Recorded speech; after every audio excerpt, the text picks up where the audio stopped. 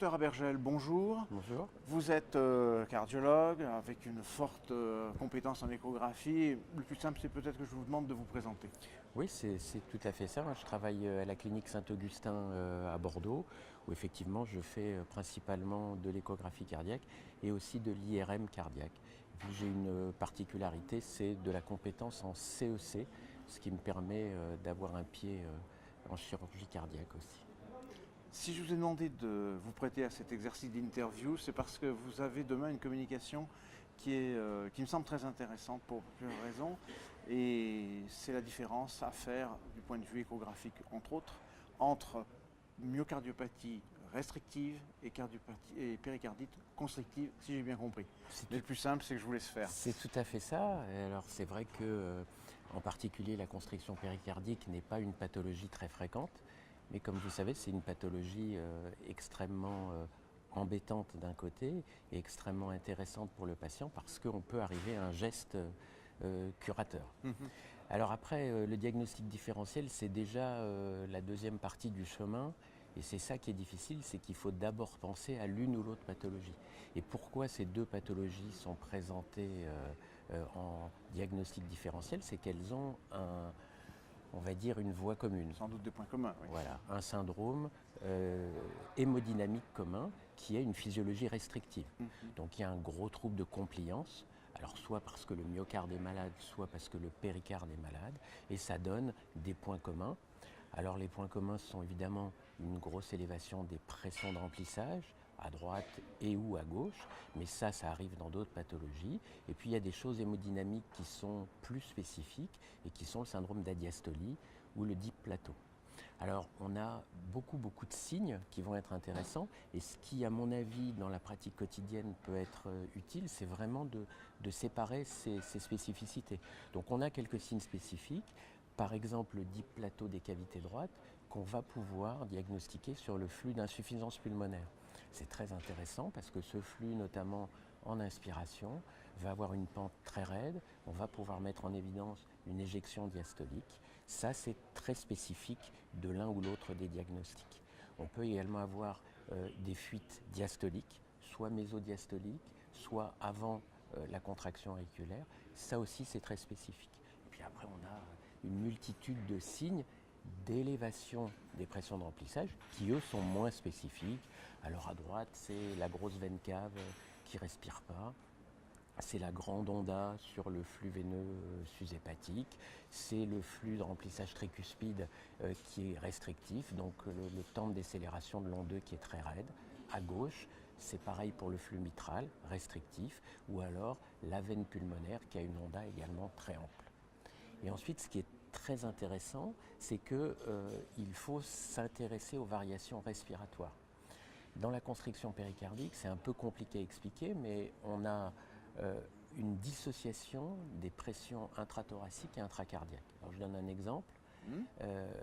La veine pulmonaire, elle est dans le thorax. Quand j'inspire, ma pression baisse dans le thorax.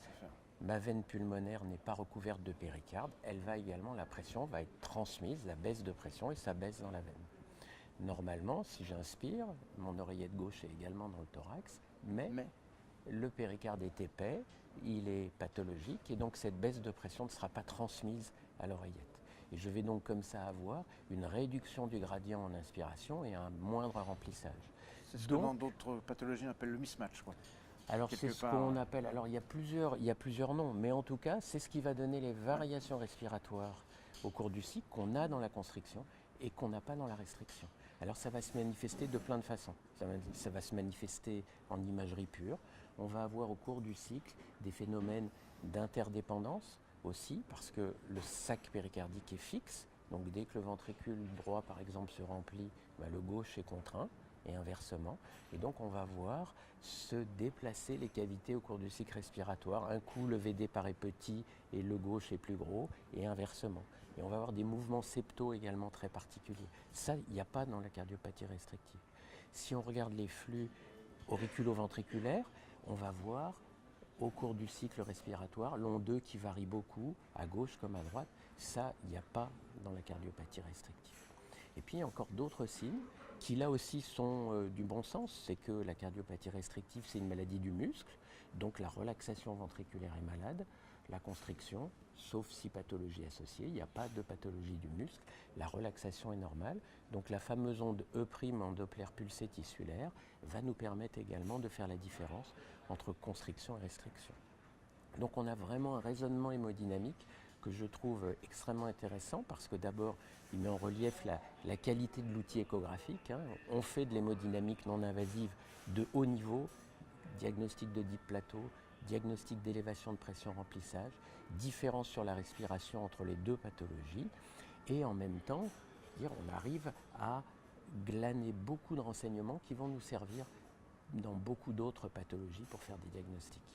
Voilà ce qu'on peut dire. Donc, je dirais presque en conclusion, c'est que il y a des signes quand même qu'il faut savoir, mais peut-être qu'on ne les utilise pas au quotidien, qu'on ne les sait pas, mais l'essentiel c'est d'y penser déjà. Exactement. Et une fois qu'on y pense, on n'est pas dans le cadre de l'urgence, donc on peut toujours refaire après un examen si vraiment il y a besoin. Alors, c'est ce qui arrive dans la pratique parce qu'on voit que ce sont souvent des patients qui se présentent avec des poussées d'insuffisance cardiaque itérative. Il y a une fonction ventriculaire gauche qui est normale, on ne sait pas bien, et on les récupère parfois après plusieurs examens. Non pas que le diagnostic n'a pas été fait, c'est pas une erreur, Il aurait mais effectivement, pu être plus fin. voilà, il aurait pu être fait avant, donc il faut y penser. Vraiment, l'insuffisance pulmonaire, très bien. Alors après, il y a d'autres, évidemment, techniques diagnostiques d'imagerie. J'allais vous poser la question. Bien sûr, et l'IRM, le scanner, qui vont nous donner l'IRM, on voit très très bien ces phénomènes d'interdépendance. On fait des séquences en respiration libre et on voit sur plusieurs cycles la variation entre la taille de l'oreillette du ventricule droit et du ventricule gauche. Le mouvement du septum, c'est un signe extrêmement utile pour faire le diagnostic de constriction. On a évidemment des tas de signes par ailleurs au scanner. Le scanner, c'est celui qui permettra de mettre en évidence des calcifications sur le péricarde, de mesurer en IRM et en scanner l'épaisseur du péricarde, ça c'est très intéressant. Mais pour vous montrer que cette pathologie est extrêmement difficile, c'est qu'il y avait eu une série de la Mayo Clinic qui avait montré qu'une quinzaine de pourcents de patients qui avaient une constriction péricardique avérée, c'est-à-dire que le diagnostic a été fait, ils ont été opérés et ils en ont tiré un énorme bénéfice, ces patients avaient un péricarde morphologiquement strictement normal, aucun épaississement, aucune calcification. Donc c'est là où l'hémodynamique doit triompher et doit être en première ligne. Morphologie et hémodynamique. Exactement. Il me reste qu'à vous remercier, c'était très précis. J'espère qu'au lieu d'aller consulter les livres, on réécoutera cette interview quand on aura un problème. Écoutez, avec plaisir. Merci beaucoup en tout cas. C'est moi, merci.